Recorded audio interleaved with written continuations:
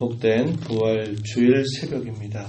또한 4월의 첫날을 또 오늘부터 시작을 하게 됩니다. 주님 앞에 나오신 여러분들에게 주의 크신 은혜가 함께하기를 축복합니다. 오늘 우리가 읽은 이 본문의 말씀은 예수님의 부활에 관한 기록을 우리에게 전달해 주고 있습니다. 예수님께서 부활하신 이 사건은 어두움을 빛으로 바꾸신 사건이고, 침묵을 찬양으로 바꾸어 주신 사건이고, 두려움을 경외함으로 바꾸어 주신 사건입니다. 절망과 탄식을 소망과 즐거움으로 바꾸어 주신 사건입니다. 사망을 생명으로 바꾸어 주셨고, 사탄의 종노릇하며 영원한 형벌받게 기다릴 수밖에 없었던 자들을 하나님 나라에서 영원한 생명을 얻도록 바꾸어 주신 놀라운 사건입니다. 우리가 성경에서 죽었다가 다시 살아나서 살았던 사람들 우리가 볼 수 있죠. 하지만 그러나 그리스도와 같이 죽었다가 살아나셔서 다시 죽지 않는 그러한 존재는 없는 것입니다. 주님이 이렇게 모든 어두움의 순간들과 절망의 순간들을 밝음과 소망의 순간으로 바꾸는 데는 그렇게 오랜 시간이 필요하지 않았다는 겁니다. 여러 차례 말씀을 드렸지만 주님의 죽음이 누가 볼 때에도 확실히 죽었다고 하는 사실이 확인될 정도의 시간만 충분했다고 하는 겁니다.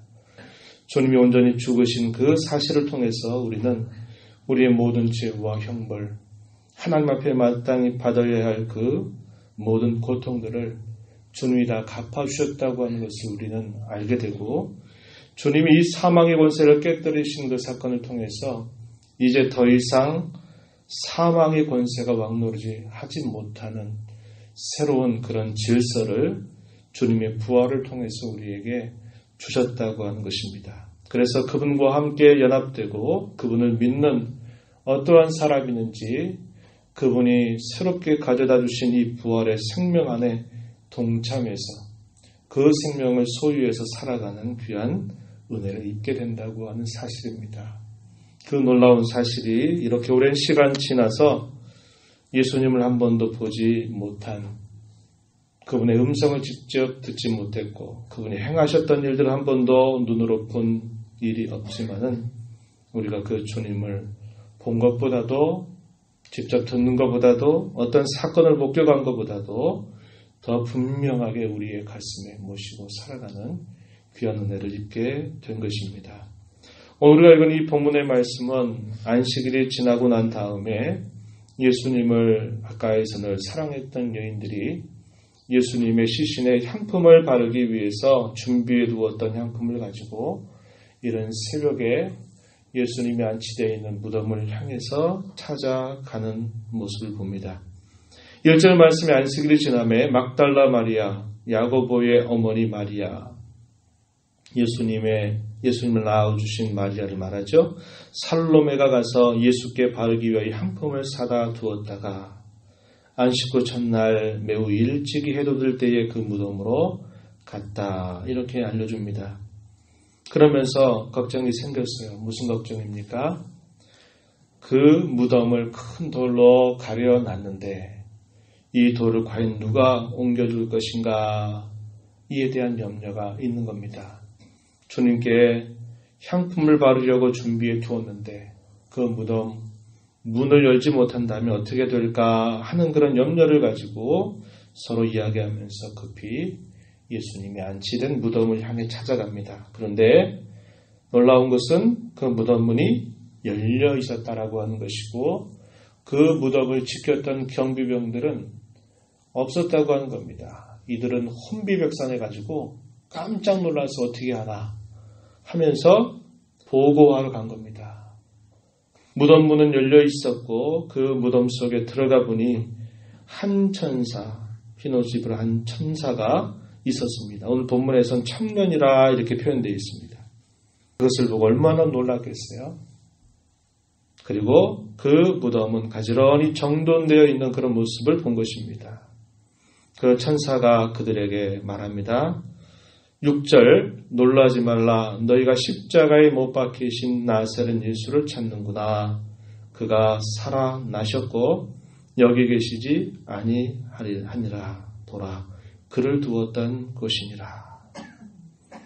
예수님께서 말씀하셨던 대로 그가 다시 살아나셨다라고 하는 소식을 두려움 가운데서 이 여인들이 그 말씀을 듣게 된 것입니다. 그 천사는 그들에게 이렇게 당부합니다. 베드로에게 그리고 나머지 제자들에게 가서 이렇게 말하라 하는 당부를 받습니다. 7절 말씀에 예수께서 너희보다 먼저 갈릴리로 가시나니 전에 너희에게 말씀하신 대로 너희가 거기서 배우리라 하라 이런 말을 전달해 주었습니다.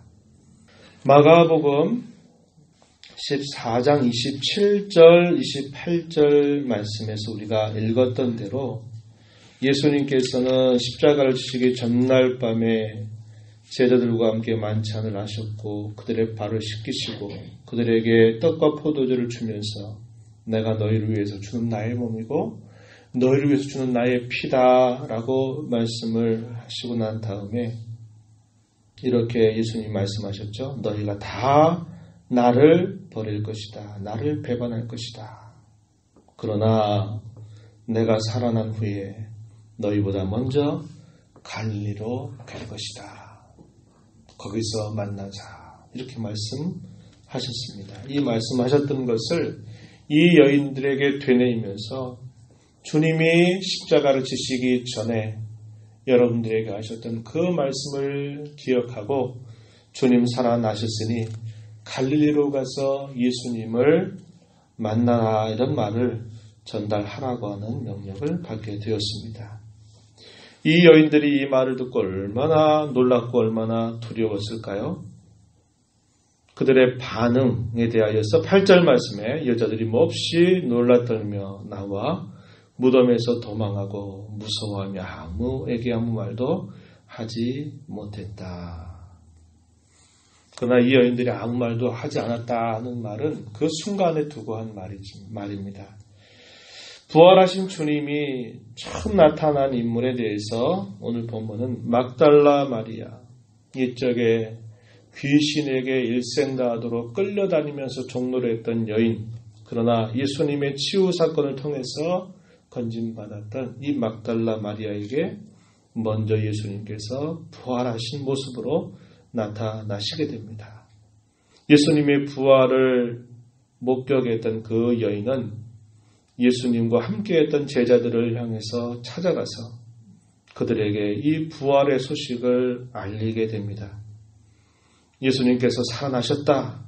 또 예수님께서 친히 부활하신 모습으로 나에게 나타나셨다라고 분명한 증언을 하고 있지만 그 제자들은 뭐라고 표현했나요? 11절 끝에 보니까 듣고도 믿지 아니했다. 예수님이 살아나셨다고 하는 것, 그 주님이 자기를 만나셨다고 하는 말을 듣고도 그들은 믿지 않았다.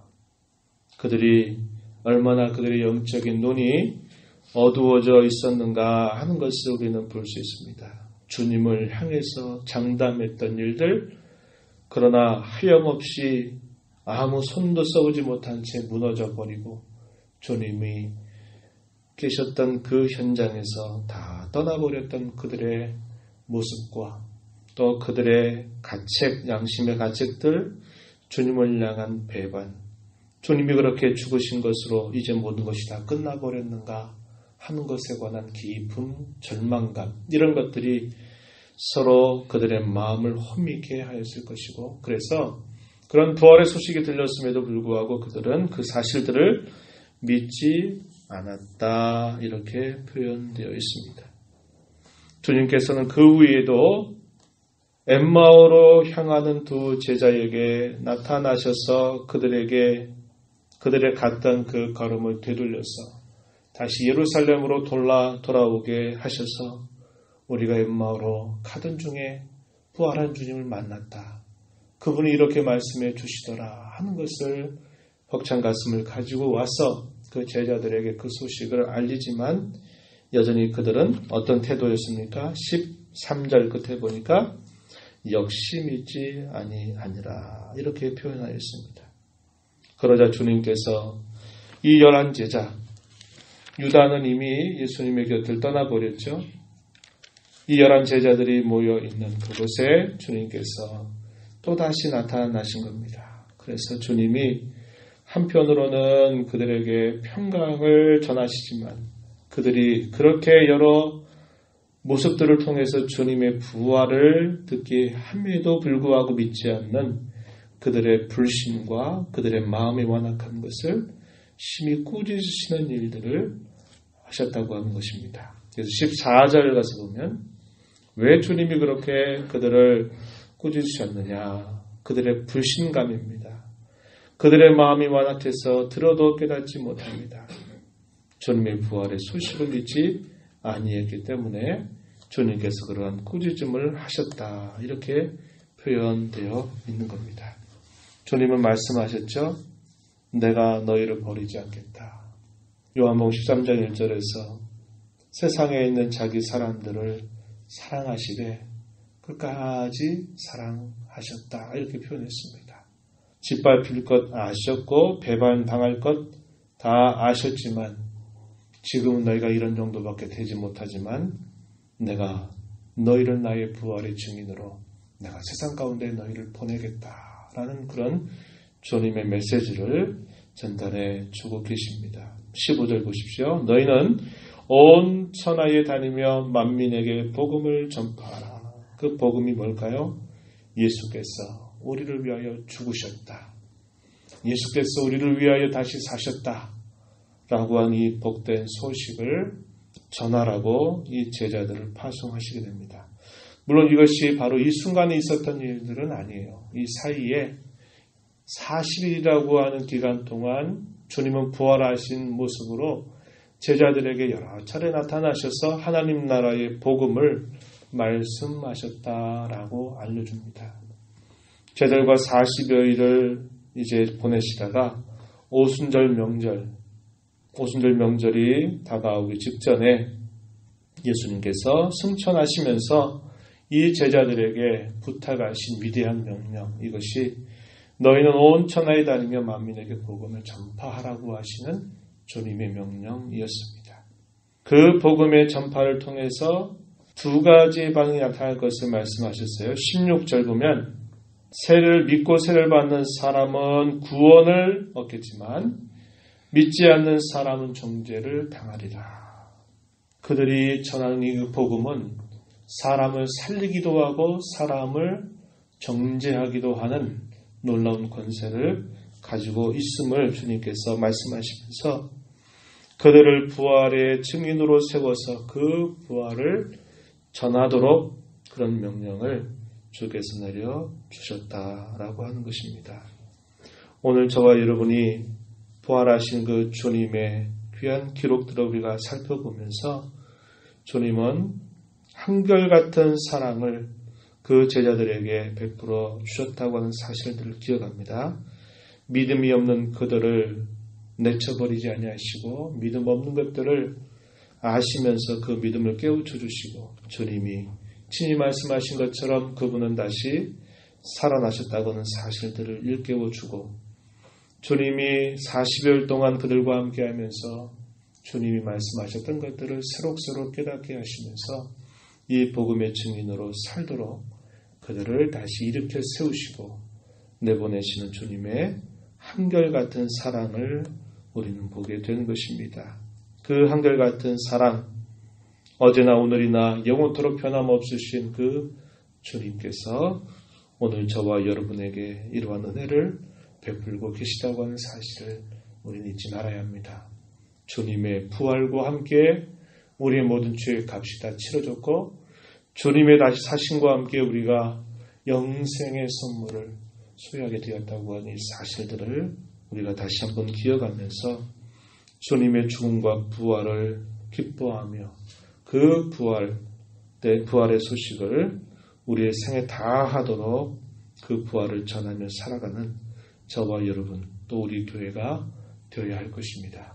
하나님의 은혜 가운데 주께서 오실 때까지 우리에게 주어진 이 본분, 이 사명, 잘 감당하는 우리 모두가 되게 해달라고 간절한 마음으로 기도하시는 아침이 되기를 바랍니다.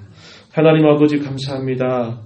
저희들에게 이 부활의 복된 소식을 알려주시고 깨우쳐주시고 그 부활의 능력을 저희들에게 경험하게 하셔서 이 죄악된 세상 가운데 저희들이 영원한 생명을 주의 부활로 말미암아 받아 살게 하신 것 참으로 감사합니다. 주의 부활의 은혜로 거듭나게 하셨고 우리의 육체 또한 부활의 참된 소망을 가지고 우리의 남은 삶을 소망 가운데 살아가게 하신 주의 은혜를 감사하고 오늘도 저희들의 마음 깊은 곳으로부터 주님의 죽으심과 부활을 기뻐하며 감사하며 노래하는 제 모든 성도들이 되게 하여 주시옵소서. 온 천하에 다니며 이 복음을 전하라고 저희들에게 분부하셨던 주님의 말씀을 저희 성도들 모두가 또 저희 교회가 이 말씀을 저희 가슴에 품고 복음 전파의 사명을 잘 감당해 가는 저희들이 되도록 언제나 함께 하시고 도와주시옵소서. 이 시간 노래의 보호자 앞에 나와서 간구하는 모든 성도들의 간구에 귀를 기울여 주시고 영광 받으시며 주의 풍성한 은혜를 저희 모두에게 허락하여 주시옵소서. 귀하신 예수님 이름으로 기도하옵나이다. 아멘.